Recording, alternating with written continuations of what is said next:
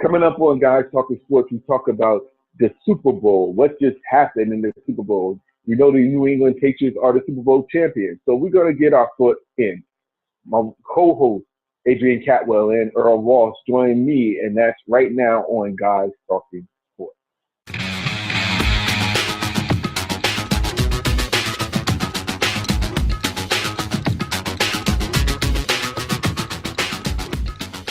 Hey, what's going on, everybody? This is Guys Talking Sports, and welcome to another edition of Guys Talking Sports. One of the co-hosts, I'm Al Quarles. Nice to meet everybody. For those that are still subscribing, thank you very much. I know it took time for us to get back together, but we're back in the flow of things. So continue to keep watching. And we appreciate you watching and continue to look out for us. But now, without further ado, I'm just going to introduce my co-host with me. You guys can introduce yourselves, and we'll just take it from there. What's up, everybody? This is E, aka Slim, aka Smooth. What's up, everybody out there? What's up? This is Adrian. Just call me Fat Cat. Yeah, all right, I'm not. You're not gonna get started on that, but that's all good. So, fellas, let's just get right into it and talk about, of course, the Super Bowl. Of course, I have to say that it was truly a most interesting game. One of the most watched games in NFL history and Super Bowl history. Of course, Patriots coming back to win, beating the Falcons. And I just need to know, just give me your takes on it. Don't matter who goes first, but just give me your takes on the Super Bowl as a whole. Ace, I'll let you go first. Well, I'm not going to say I was one of those fans that were. Well, yes, I was one of those fans that didn't want to see Tom Brady and the Patriots win. Yes, I will admit that. Two, when the Falcons were up 28-3, I didn't believe that the game was over one bit. Bottom line is the defense bailed Atlanta out on more than one occasion, and they were on the field a ton. So I got to give kudos to Atlanta's defense for 2.5 quarters. Maybe almost 3 quarters, because they pretty much had the game in hand. But unfortunately, the offense just couldn't generate enough offense to keep the defense off the field long enough to catch their breath. And because of that, New England just stayed to the course and continued to grind. And when you're throwing 60-some-odd passes in a game, the defense can only do so much. So, and that's what happened. That's it in a nutshell. Well, I'm on the same boat as you. as a resident Giants fan here, I was kind of torn because I wanted the Giants to be the ones to still have that blemish on Brady's jacket as far as Super Bowls, but I was still kind of pulling for Atlanta. But I agree, the defense stayed on that field way too long. I mean, I seen Brady take some shots in some other games. He was getting hit pretty good against the Steelers, but Atlanta was laying a wood on him, something awful. We all know once Brady gets hit a couple of times, he gets happy feet in that pocket, and for about 3 quarters, that's exactly what happened. And then all of a sudden, there was no adjustments. The same defensive coordinator, a la Seattle Seahawks, didn't make any adjustments. And after a while, I mean, you play cover 2 for 3.5 quarters. You basically begging Brady to figure it out. Once he did, he just lit him up and just, surgically, struck him for like the entire 4th quarter. Like you said, the offense, for whatever reason, decided not to run to chew up the clock. I mean, they could run. I mean, in the first 2 quarters, they were slashing and gashing, the Patriots defensive line for big gains. And all of a sudden, in the 4th quarter, they just stuck to passing the ball. And it was 3 and out, and it just went from bad to worse. And there was nobody there that could stop the bleeding. And I don't know whether Brady is the GOAT or whether he's just the luckiest SOB out there. But, I mean, you have to tip your hat to him. I mean, the Patriots, the Atlanta Falcons more so gave that game up to the Patriots, and the Patriots, in my opinion, really taking it from them, because there was multiple chances where the Falcons could have stopped the bleeding in the 4th quarter. And for whatever reason, a lot of bad calls, bad plays, a bad sack. And look where they're at right now. Couldn't disagree more, or agree, or whatever. It sounded good, and I agree.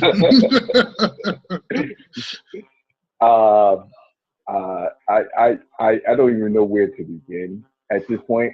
All right. I agree. The Atlanta Falcons pretty much gave this game up. They were so conservative. It's funny. It was so like they were so conservative on defense when, in actuality, they should have been more aggressive on offense. Like you said, I don't know what happened. The way they was playing the first half should have been how they continued to play throughout the rest of the game. And they all of a sudden they felt as though that they thought that they had the game in hand and was doing other things instead of trying to win the game, at least in my opinion. And to be honest, I can't even give I don't even want to say the guy's name. For him to do what he did in the fourth quarter, for them to win that game was just unbelievable. But as much as I want to, I'll give Brady some credit. But Coach Belichick is, without a doubt, one of the greatest coaches that ever coached because he always adapts to the situation at hand. And this is what I was saying before about the Falcons. Like, even though they was leading big in the first half, and everybody was like written them off as, all right, well, the Atlanta Falcons. You cannot count Coach Belichick out. Once he figures out the plan, the same thing over and over again, it's going to get to a point where people start to figure out, and that's exactly what happened. They figured it out. So it was very Coach Belichick, for me, I think is one of the greatest coaches. Because even though Brady did throw for the touchdown, and sort of all the stuff that he did was truly amazing, you know, Coach Belichick really figured the deep Atlanta Falcons out at the end of the third quarter. And once the Atlanta Falcons didn't adapt, the game was over. Game was over. And go ahead. Well, I was going to look at it in a sense where there were two primary weapons for New England in the fourth quarter. I think it was James White, the running back, and that rookie wide receiver that was getting the most looks.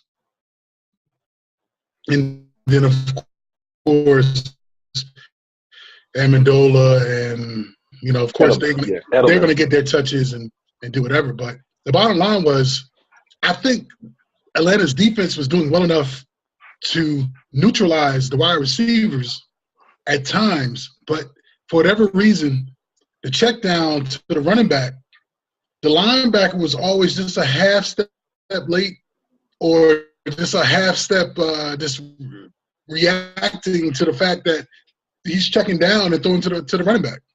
And it wasn't like the running back was doing any type of crazy type of routes to get himself open. It was just pretty much just going into the flat. You know, Brady had his 2 or 3 seconds to look downfield. He checked down and threw it down, and the linebackers, I guess, being a linebacker, just being tired. You know, and but you also got to you also got to fault Atlanta for burning unnecessary timeouts, challenging that one catch. Now, mind you, I thought it was a drop. But at that time, in that critical situation with one timeout left and they're driving, I understand that you're looking for any possible situation to stop, you know, to consider that to be a loss of, you know, I forget what down it was, but. You're talking about the Edelman catch? Yeah. I mean, that was too close to sit there and try to challenge. Yeah, that was a hell of a catch. I still think Julio Jones' catch before that one was much better, but the situational catch of that one, Edelman, where he basically got hit and turned into the ball, and you know the DB tipped it and was falling back, and he just happened to be in a perfect position to catch it, and the ball kind of went down. It didn't flip or turn; it kind of just dropped down, literally right in his hand. I thought too at first. I thought, well, hit the ground. They're going to have to, you know, call it dead. But no, when I looked at it, he had his hands literally underneath it, actually caught it dropped it, and then picked it right back up before it hit the ground. I mean, that's just luck. Yeah. Yeah. And I mean, the bottom line is, as much as that particular play hurt, with one timeout left and you knew they're driving, was it worth the challenge?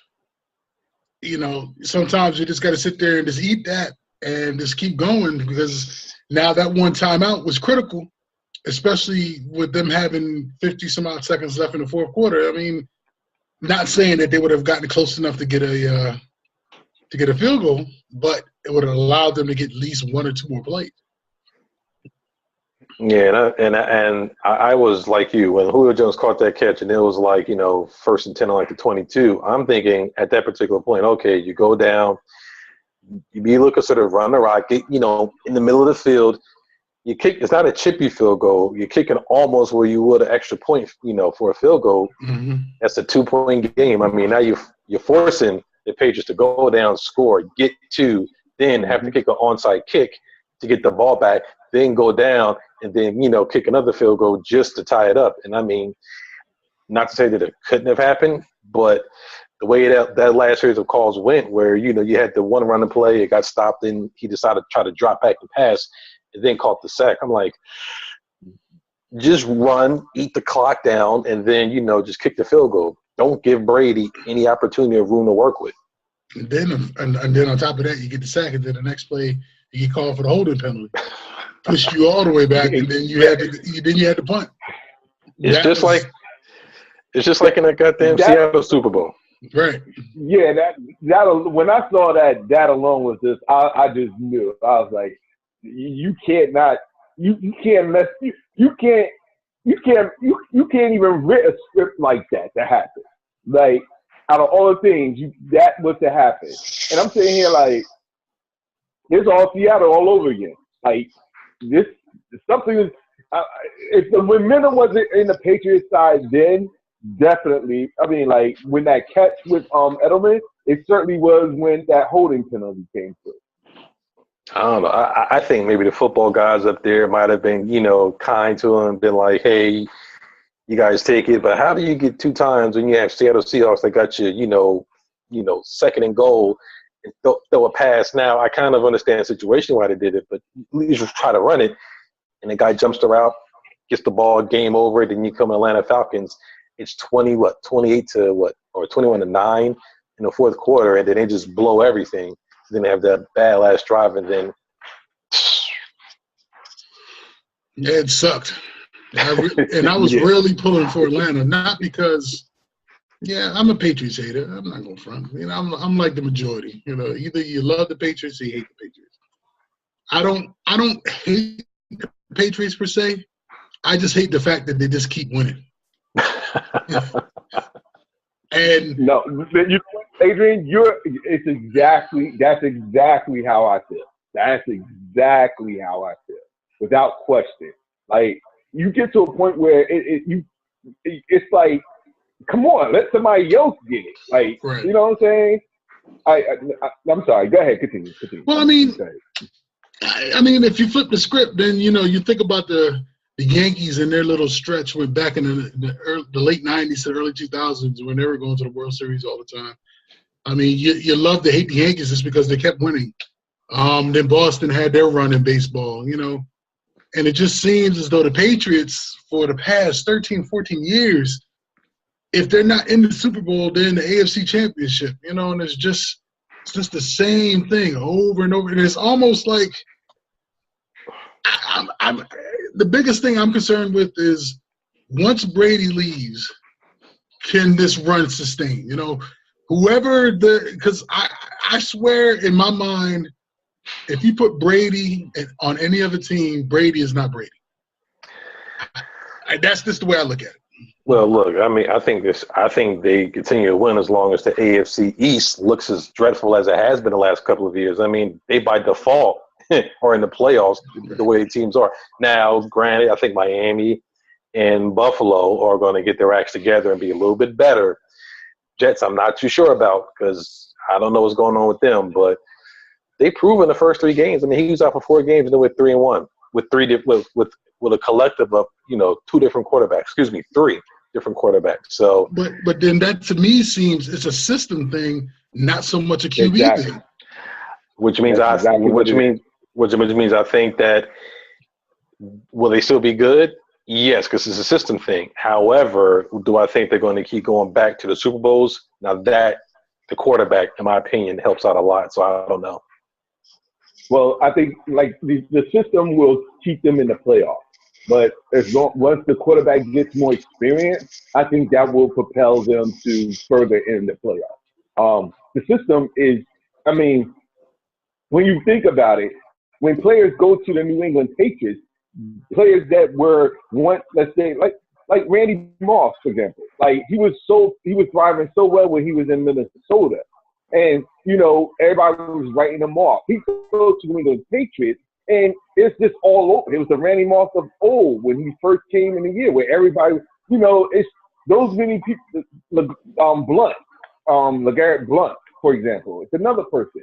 Like, once they get into that system, for whatever reason, it seems to, like, no matter who you put in place, that system still works it's the system. And I think that you can put anybody in that position, in the same position. I'm not saying excluding Brady, of course, but like if you put another wide receiver in there, or if you put Edelman in on another team, would he really thrive as he would with the Patriots? If you put Gronk on another team, would he thrive as well as he does with the Patriots? I mean, it's really the system in place it maximizes the players' potential. Where they are right now. And I think that's what keeps New England always in the hunt in the playoffs. But, like you said, it's that quarterback position that will either take them higher or it'll keep them where they are. So that's why I said the system, like I give Brady credit, but I think Coach Belichick and his system to me is what keeps them in the hunt every year. I will say this much.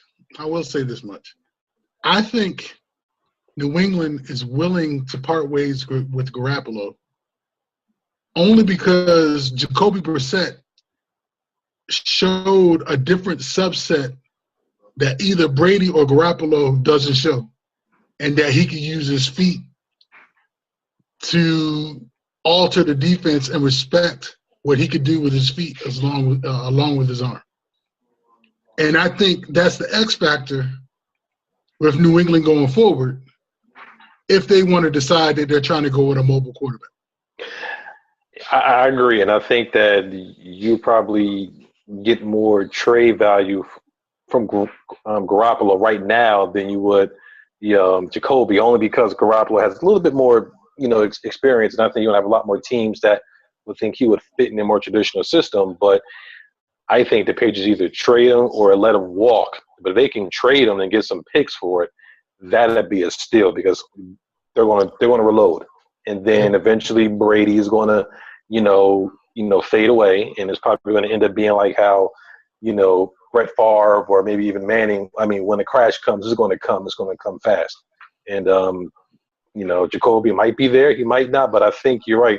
The X factor of legs might be able to kind of add a new dimension to that offense that the league is not that used to from the Patriots. Right. Now, didn't they? Oh, I'm sorry. Well, I was just gonna say, and everybody you spoke of the crash. What crashed Manning was just the neck and the arm fatigue. What crashed? If you talk about quarterbacks more recent history. Well, Brett Favre. I mean, he was like 40, I think it was, when he had like that, killer year for the Vikings, and then the next year he was just awful. And then Manning got to the point 3 years ago when he was like had close to 30 TDs and like low INTs, and the next year when he won a Super Bowl, he could barely throw the rock 20 yards.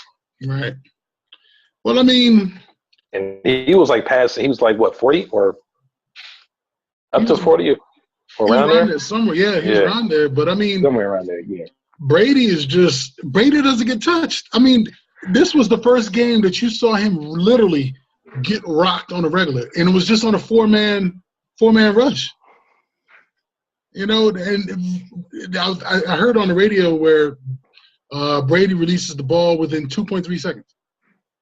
And for Brady to get sacked as many times as he did was a testament to Atlanta's DBs and the secondary for manning, you know, for being able to stay so close to the wide receivers where Brady didn't want to take the chance to throw the pick. You know, and that's where it all goes back to Atlanta's defense was really the Super Bowl MVP for 2.5 quarters because Atlanta's offense, outside of the one TD that they scored, didn't do squat. And all they had to do was manage the game. That's. I mean, to be honest, all they really had to do was just manage the game. It was very poor management by them in the second half. I agree, but then you have the reigning MVP of the league, Matt Ryan, at your quarterback. Now you're trying to tell me that he needs to be a game manager instead of being the MVP, and I think Shanahan took that MVP to say, okay, you're my MVP, you're going to lead this team to victory, instead of being conservative, like you say, and run the rock and just try to get field goals, just try to get points every time you get the ball. No, but I mean, there's a time and place for for everything at this point. Like when you see a New England starting to get their when you see New England starting to get their momentum going, like that's when you should adapt or do something to slow the momentum down. Like try something. I mean, don't just stick to the same thing. That's what I'm saying. Like it just seems as though that New England was still playing for the second half, like with no fear, and it seems as though that fear factor crept into Atlanta. And they didn't really know how to respond to it. And that's why I say in regards, it's the coaching, it's the management. The whole thing to me was just like, you could see it unraveling. And it just seems as though nobody was like, it just seems to unravel. It seemed to unravel. I don't, that's why I say I give credit where credit is due with New England, but I think it was just Atlanta just starting to unravel in the second half. I mean, you can see a little bit of it on the sidelines is where, like Adrian said, like the defense did his job for, I'm going to say 3 quarters. They did a job for 3 quarters. When you go into the, fourth quarter with like 15 or 18-point lead. But you can tell once the momentum started kicking in and New England started getting on their flow, on the Atlanta side, you can see the faces getting a little tight. Everyone getting a little tense. You start tightening it up. And that same pressure that the Atlanta D had the first quarter, because Brady didn't get rocked or touched barely that fourth quarter. And I'm sitting there at the Falcons like, yo, keep bringing the heat. Bringing it on them. Don't give them an opportunity to sit back there and pick you apart.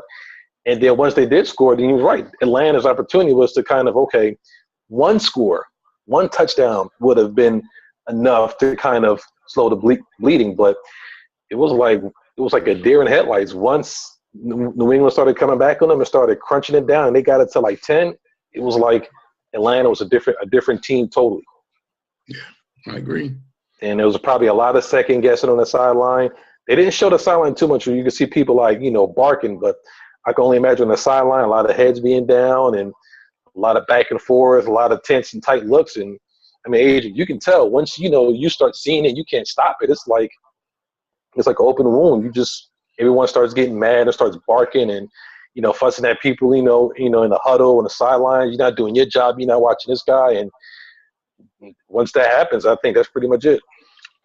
I truly believe the turning point of the game is when Matt Ryan got sacked, that sack fumble, when the running back missed the assignment and on the blitz. And that's where it ended.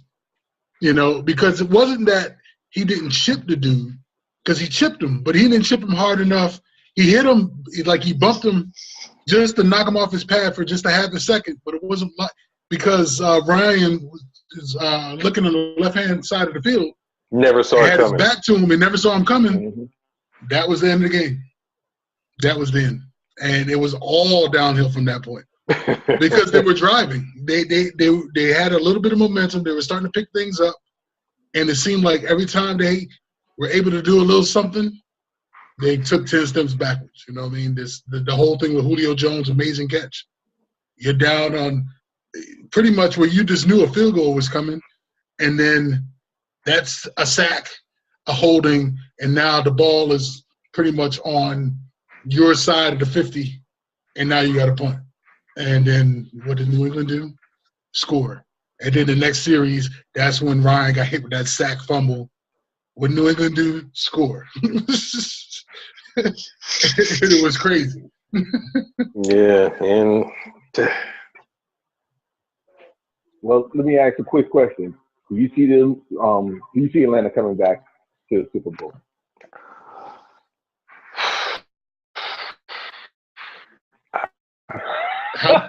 The question is how much of this was Kyle Shanahan's offense, and how much are they willing to retain when they get the new offensive coordinator? Are they going to change offenses? Because if they're going to change offenses, then probably not. I don't know. You have to see how they respond. You know, the first I think 5 games of next season will probably indicate what the Falcons are going to do, because that's a devastating loss, and you got to hear about that all week. You got to hear about that all season. You know, when you go to training camp, you're going to hear talk about that. They won't be able to quiet that talk no matter what, unless they go back to the Super Bowl, play the Patriots, and kick the living shit out of them from first quarter to fourth quarter. Outside of that, that noise is going to be there for the entire season. I don't know how you play to get around that. It's not a game in a regular season where you can kind of, maybe you can kind of like, block out the noise after a week and kind of come back with the next game and then you keep moving forward. This is the Super Bowl. I mean, you look at Seattle. Did Seattle really ever come back from that mess? Marshawn Lynch left the next season. Yeah, but half of their defense left too. True, but that's true. But still, it was like they weren't the same after that loss. Carolina Panthers, look at them. Carolina let half their defense go too. Really, Josh Norman, but I mean, that's neither. That's the only person I think was that significant, but I don't see why. But you're gonna lose. They're gonna lose people. The question is how many, and the question is what's going to be the psyche of the Falcons going into next season. Yeah, now let me ask you a question. You think the Patriots will? Do you really? Is there a team out there that can actually challenge the Patriots next season? Yeah, Kansas City. What is it? Yeah. I think Kansas City can, because Andy Reid doesn't ask anything more than oh God, what's the quarterback's name? Alex Smith. Alex Smith is the poster child for game manager. And Andy Reid does not ask anything more, anything less of the man, and he does it to perfection. And that's why they're continuously winning 10 to 12 games a season. Unfortunately, they just can't seem to do something in the postseason. But it was Kansas City that beat New England, I believe.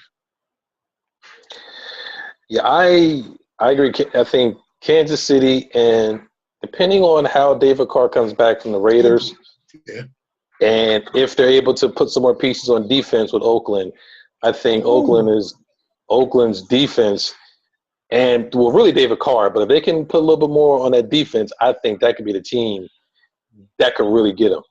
I think personally, if David Carr didn't go down, I think it would have been Oakland in the Super Bowl. I don't.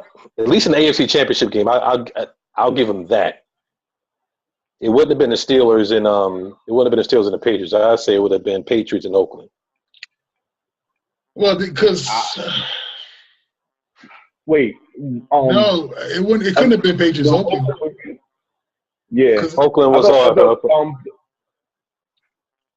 No, because Oakland lost the second seed down the stretch because they lost David Carr. So they weren't the second seed. But if David Carr was still there, they probably would have kept that second seed. Yeah. Okay. I think David Carr is going to come back hungry because he knew They had a great team, and their defense is young.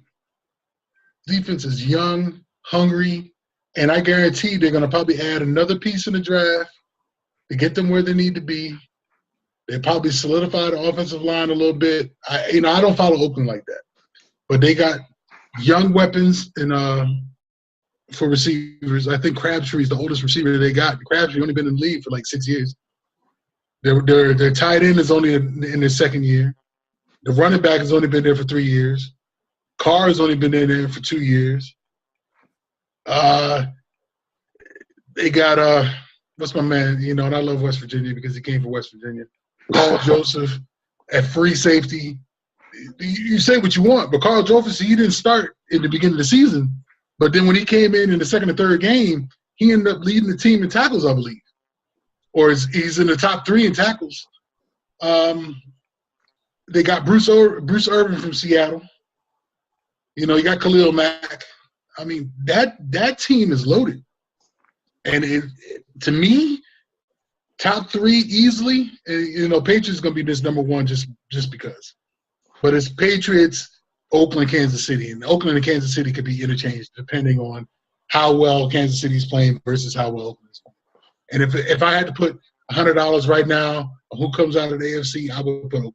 Just because I truly believe that Oakland has what it takes to take the next step. No, I completely agree with what you're saying. To be honest, I was very curious to see what Oakland could have done this season, where they could have ranked it. I mean, like you said, they could have been in the Super Bowl this year.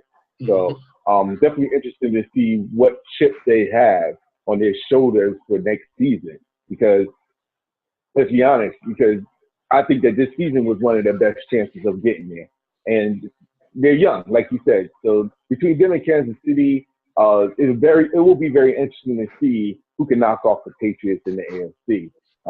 I think the NFC is still anybody's game for next season. I don't think Atlanta is the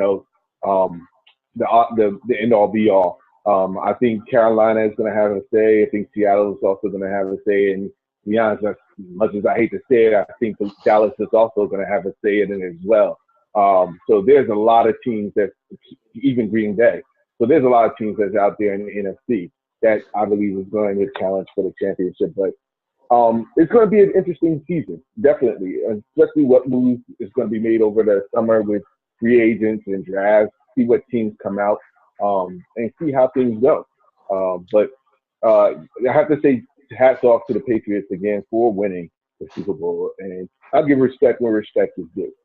I have a question for E. Being that you're an NFC East man, you're a Giants fan, how do you see next season shaping up in the NFC East? Do you see Dallas continuing to take that next step to be that legitimate team coming out of the NFC East, or do you think that the Giants just came out flat versus Green Bay and it's rightfully theirs, to come out there and take that next step? And then, of course, you still have the Eagles, who were looking good for the first part of the season, and they have a lot of momentum to build for. Then you have the Redskins. I mean, the Redskins didn't look all that bad either, but, it's tough. The NFC East is tough.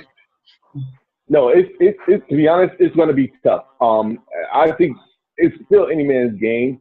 In the NFC East, it all depends really what happens with the free agencies and what happens in the summertime with the free agents. If there's any moves, any trades, or even a draft, what happens there. But I still think I think it's wide open in the NFC East. What do you think, Earl? I think it's wide open too. I mean, I think the Giants have a lot of problems.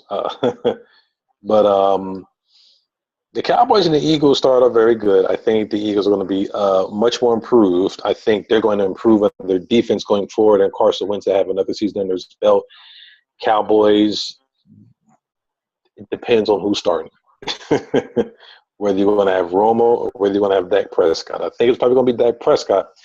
Jerry Jones, I don't know. I think the worst thing that happened to them was Dallas losing to Green Bay, because that almost gave Jerry Jones a green light to say, if I can't start Romo, I can at least go in and say it's going to be an open competition for starting QB, which I think that's what he's probably going to end up saying. He's not going to give Dak Prescott the starting job outright right now. Either they're going to try to go for a trade, the best thing they can find. If not, he'll be on that squad, and he's going to say open competition. And then at that point, I don't know. But I think the NFC East is probably going to be the best out of the NFC as a whole. It's going to be very competitive. I don't know. I don't think the Dallas runs the table like they did last year. I think a lot of people are going to probably have a lot more game tape on Prescott. If they don't show up their defense, it's still going to have the same exact problem. They can't stop anybody. So I don't know. It's going to be a toss-up. All right. I hate to cut everybody off, but we have less than a minute left. Oh. So I apologize. But I just want to thank everybody for checking out Guys Talking Sports. We'll continue this next week.